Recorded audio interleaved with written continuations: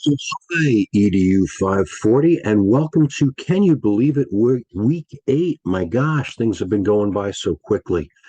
So, this week, what I want to talk about is personal writing. And this is something that for me has been very important in my life, as I mentioned in the introduction to the course. And it's also been important for me, too, because at Keuka College, I was able to create and develop a course in journal writing, which I think some students found pretty rewarding. And I certainly learned a lot from the course about personal writing. So I'm far from being an expert, but I have had some experience with personal writing, and I find it a very valuable way to look at the world and way to look at our own thinking and think about who we are and our relationships and all sorts of things. So, personal writing, in particular, journal writing, which is what I'm most familiar with, has been a real boon for me and a real gift. And I think it's been a gift for the students who've worked in my classes as well. So, I want to talk a little bit about that. And I also want to take a moment to talk about the practice journal that I'm having you do with the Johnston book, Choice Words, which is really hopefully going to develop our own stamina and our own thinking about how we go about relating to students in class through writing, through reading, and through different literacy opportunities. So, having said that, I'd like to get started just with a hopefully quick um, PowerPoint that kind of captures some of the ideas that I'd like to convey about personal writing. So let's take a look at that. And there we are. So really the importance of personal writing, personal writing does so much.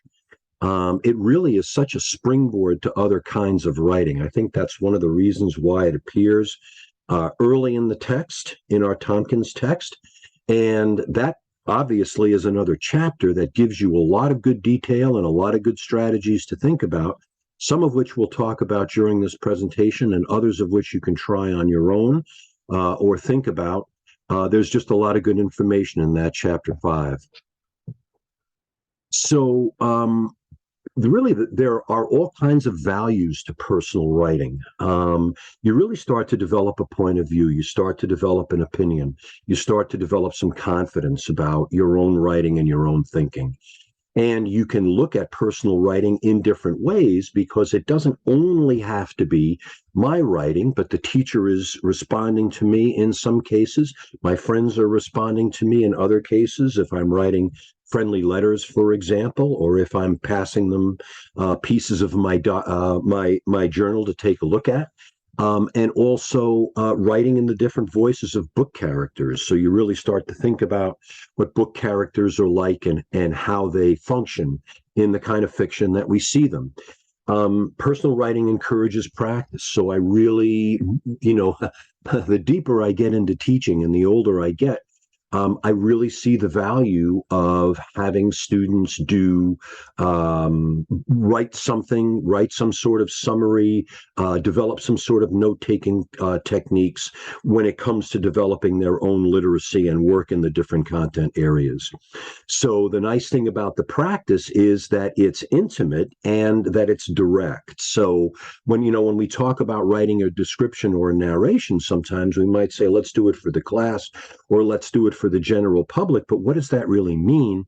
In the case of personal writing, we have an audience, ourselves, and potentially someone to whom we're communicating, but it really provides us a focus in a very real sense. And obviously it's low stakes, there's no grades. And as many of you have already written about and talked about in some of your posts and some of your work in the course, the idea of developing stamina and the idea of developing the ability to keep going with writing is really something that beginning writers in particular really need to adjust to. And those students who are reticent about writing could use also. So personal writing builds that stamina up, and you sort of see the lines kind of come out of your pen, which is really the best way to do personal writing, or on the computer, where you're sort of seeing things develop and recognizing that you do have a lot to say and that you do have a voice. It motivates this kind of communication as well, because it is a personal response. Reflection is a very powerful opportunity to be able to express ourselves, and reflection is also something that focuses us on developing our thinking more. And writing really is thinking in many ways. So we want to cultivate that. And there are no rules. So you don't have to worry about spelling. You don't have to worry about punctuation necessarily. That can come through in the editing process. Personal writing is also interesting from the point of view that it can compel people to do various things. So creating goals, once you get a paper back, writing down what you want to improve and keeping that as a piece of reflection, as an improvement for down the road, can be also a powerful motivator and a powerful way in which students can look at their own progress and their own development. There are all kinds of uses for personal writing, and you'll see a little bit when I talk about quick writes. There are all sorts of ways that you can capture the personal writing that you're doing for other kinds of purposes. Personal writing is often emotion driven. And of course, we know that emotion is really the first line of consideration in any kind of a classroom, because you want to make sure that students are engaged and they need to feel safe. And that safety is also emotional safety, and being able to express their emotions is very important. And likewise, personal writing uses the imagination.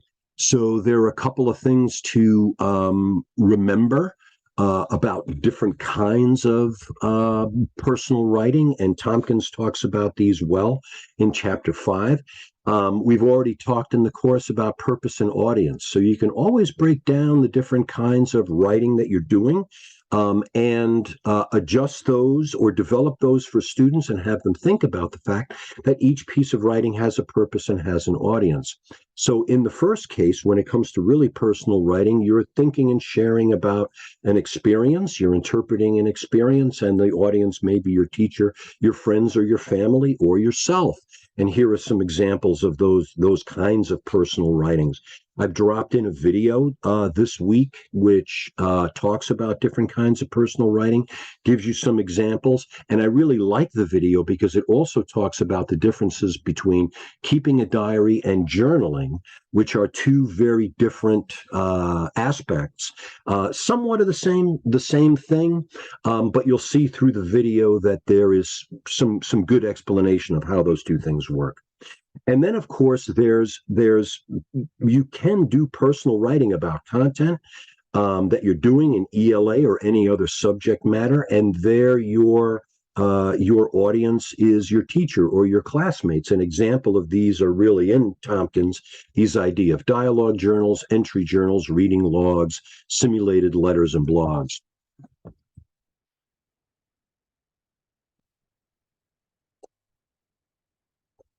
Okay, so there are all different kinds of ways to access personal writing.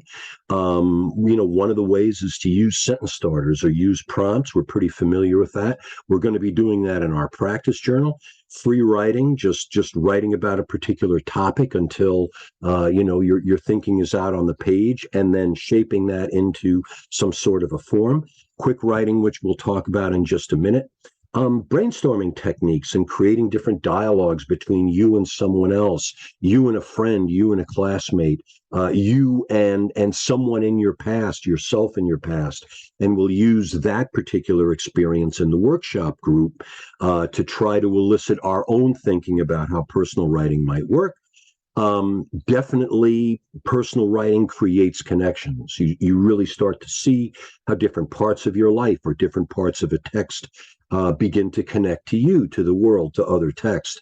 And finally, drawing and doodling is a perfectly fine way to develop your writing. So just a little pause in the personal writing to talk about a pretty powerful technique that I'm going to suggest. There's a book called The Quick Writing Handbook by Linda Reith, and it develops a really nice strategy for getting students to develop their ideas, build some stamina, create fluency, and it's called a quick write. And the idea behind it is using a mentor text, which is language rich, has a lot of sensory imagery in it, evokes different thinking and different kinds of emotions, and can be relevant to student interests. Have students write for 2 or 3 minutes as a response as quickly and specifically as they can. So, some students may still sit there and say they don't really know anything, know what to write about as they're thinking about this piece. You can obviously ask them questions, prompt them in different ways, or you can ask them to start thinking out loud to you, and you can start writing down what they're talking about so that you can show them that indeed they are thinking and writing. And they are working as writers just by virtue of their thinking out loud. So, the first prompt is to write in response, and it can be kind of specific. How did this particular event make you feel? Writing something about something that is someone that you care about. If there's a piece that you're looking at or a mentor text that has to do with that. So you want to generate their ideas based on what they're reading. And again, we know from Tompkins using mentor texts is very valuable in teaching writing. And the other thing I'm realizing is that reading and writing are connected. We cannot leave writing to the side. We have to do reading and writing together because writing is thinking and writing is also reading. So students learn to read better. The more they write, the better readers they become.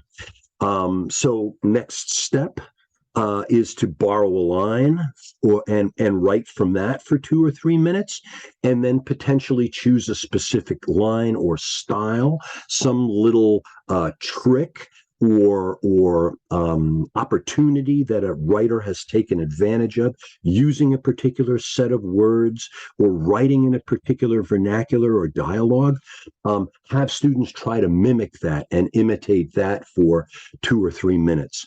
So you can choose 1, 2, 3, or all of these. Linda Reef kind of puts them all together into a quick write. But I wanted to introduce you to this because I think it's pretty valuable. Students write quickly. They write in notebooks. They start to build up 1, 2, 3 pages at a time after they do a number of quick writes and other work in the notebook.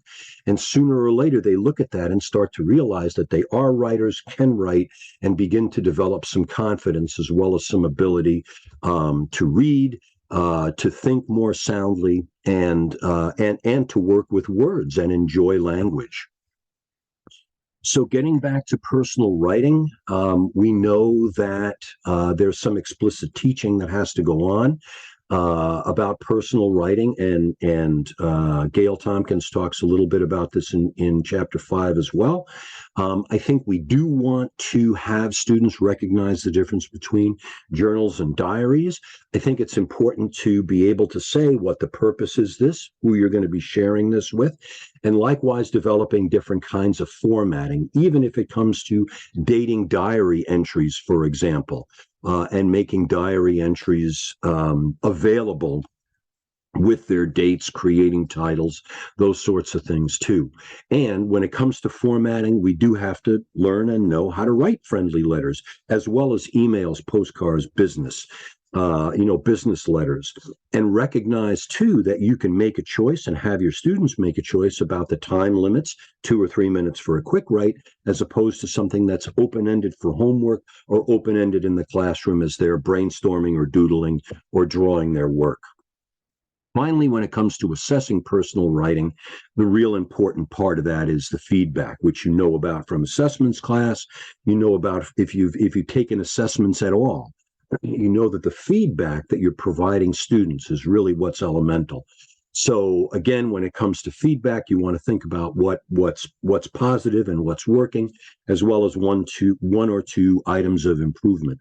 I think you can look at personal writing and look at quality, what the sensory images are like, for example, particularly if you're going to ask for that in a quick write or some other kind of model that you're going to be working with. You can ascertain that and kind of speak to that in your feedback.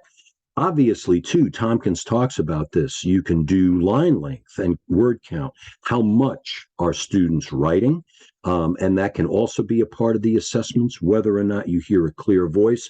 And finally, the idea, particularly for younger grades, and it's probably true all the way across, spelling high frequency words correctly is also a way to analyze or look at personal writing and then provide some feedback and assess how well they do.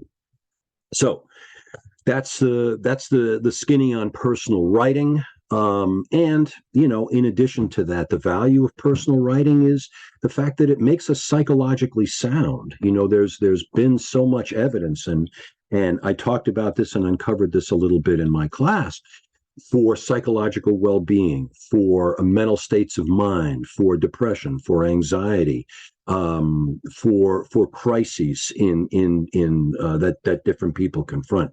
Personal writing, journal writing can make a difference, because we are interpreting our experiences. We're putting our experiences out into a more objective format, and we're able to look a little bit at our own experiences and our responses to those experiences as a result. So if you're looking for a reason to teach personal writing or get students to write personally to various prompts and in a journal, recognize the fact that there are myriad studies. There are literally dozens of studies that say that personal writing and journaling makes a difference for mental health and increases mental health. So there's a good reason to use it. So the last thing I want to talk about are your practice journals. Now, the practice journals I'm developing from Choice Words by Peter Johnston, which I think personally is one of the greatest educational texts that's ever been written. From this point of view, it makes you conscious. It makes you aware of how you communicate in the classroom with your students, specifically how you use language to encourage students, to get them to create a sense of their own confidence, their own agency, their own sense of being able to do just about anything, because you're recognizing their performances in very specific ways and using language that directs them to think about reflection and think about their performances and their relationships in the classroom and their relationships with you, because you are positioning them in the conversation, and you want to position your students as conversants with you, people who can talk to you on an equal level, so that when it comes to emotions and when it comes to thinking, there's some direct and valuable communication that can take place. And we can't do this if we position students as workers or work as drudgery, or work as having to get there for the test, because that kind of disquiets that agency in students.